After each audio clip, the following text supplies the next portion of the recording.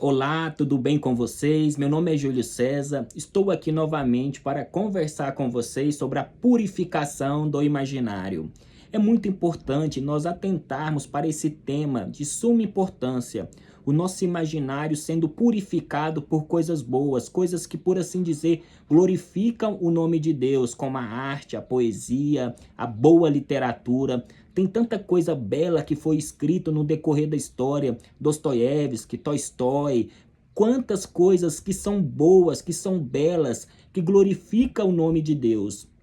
E eu, particularmente, gosto muito de um autor chamado C.S. Lewis, que ele escreveu As Crônicas de Nárnia. Inclusive, foi tema do meu TCC em Teologia.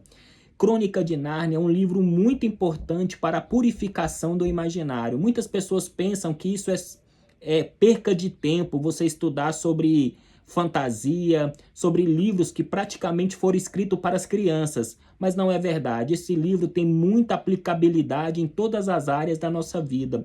Política, economia, justiça, piedade, amizade. Tantas outras coisas estão relacionadas com esse livro em particular. É só você ler esses livros e aplicar tudo isso para a sua própria realidade, ou seja, para a sua própria vida. E as Crônicas de Nárnia começa com o livro O Sobrinho do Mago. Esse livro, em particular, é muito importante para nós entendermos o começo das Crônicas de Nárnia. Existem duas crianças em Londres, Polly e Diggory.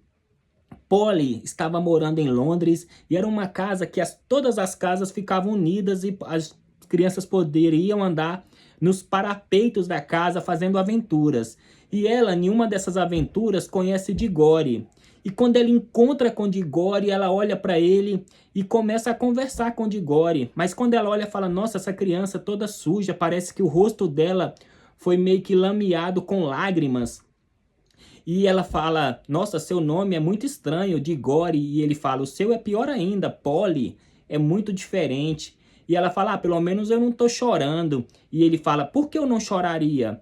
Eu saí do meio de uma cidade urbana para morar nessa cidade feia que é Londres e tal. E começa a conversar com ela. Ela: mas por que você está chorando? Ele fala: por que eu não choraria, sendo que eu estou quase perdendo e não termina. Ele estava quase perdendo a própria mãe. A mãe provavelmente estava com uma doença terminal que muito provavelmente era câncer. E eles conversando e falam sobre uma casa que está do outro lado.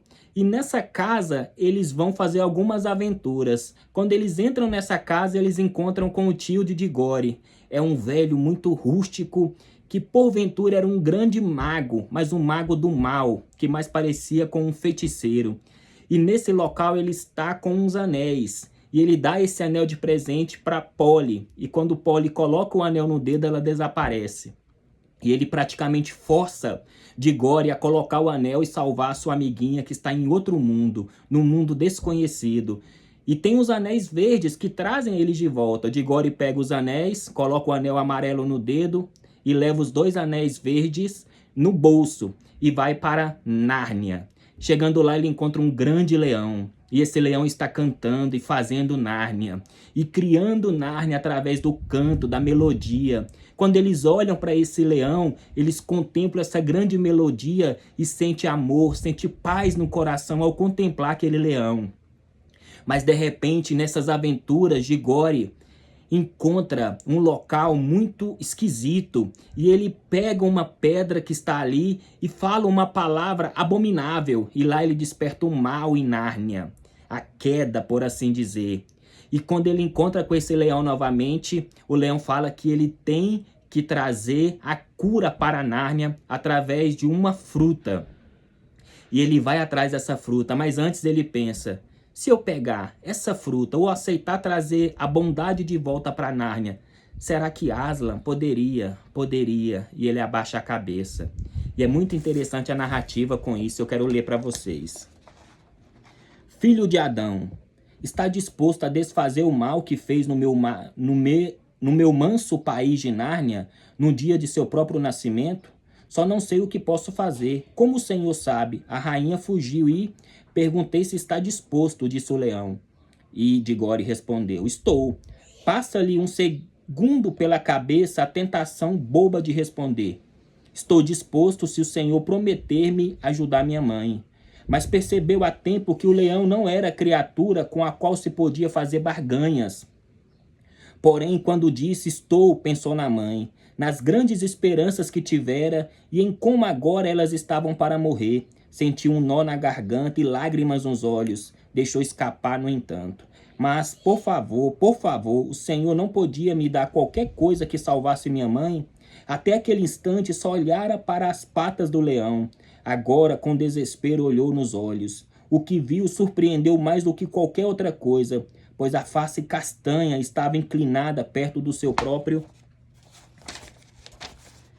rosto. E maravilha das maravilhas! Grandes lágrimas brilhavam nos olhos do leão. Eram lágrimas tão grandes e tão brilhantes, comparadas às de Digore, que por um instante sentiu que o leão sofria por sua mãe mais do que ele próprio. Meu filho, eu sei, a dor é grande. Só você e eu nesta terra sabemos disso. Sejamos compassivos um com o outro. Mas tenho de pensar em centenas de anos de vida de Nárnia. A feiticeira que trouxe para este mundo ainda voltará a Nárnia, mas não precisa ser já. É meu desejo plantar em Nárnia uma árvore da qual ela não ousará aproximar-se durante anos e anos. Assim, esta terra conhecerá uma longa e luminosa manhã antes que qualquer nuvem obscureça o sol, e você deverá trazer-me a semente dessa árvore. Então Digore é obrigado, por assim dizer, a trazer a paz para Nárnia novamente. E ele, com um cavalo alado, ele consegue trazer essa semente. Aslan planta essa semente e nasce uma macieira. E quando essa macieira nasce, várias maçãs lindas, Leão, o Aslan, pega uma maçã e entrega para Digore. E Digore, com essa maçã, fala: para que isso? Ele fala: leva para sua mãe. E fala para sua mãe comer. E ele leva a maçã para Londres novamente. E quando a mãe come a maçã, a mãe praticamente é curada instantaneamente. Mas é muito interessante o poder da imaginação. Quando C.S. Lewis era pequeno, aproximadamente com 8 a 9 anos, ele perdera sua mãe por conta de um câncer no estômago. Foi algo horrível para aquela criança e para o irmão dele também. Ele não poderia nem ficar próximo da mãe pelo mau cheiro que estava exalando da própria mãe. E ele orou constantemente a Deus para que Deus curasse a mãe dele. E Deus não respondeu a oração como ele pensava. E a mãe dele faleceu. E nesse momento ele começou a acalentar o ateísmo no coração. E aqui, nesse livro, por assim dizer, ele está curando a sua mãe na terra de Nárnia, ou a sua mãe está curada no céu. Olha só que paralelo interessante, olha que paralelo maravilhoso.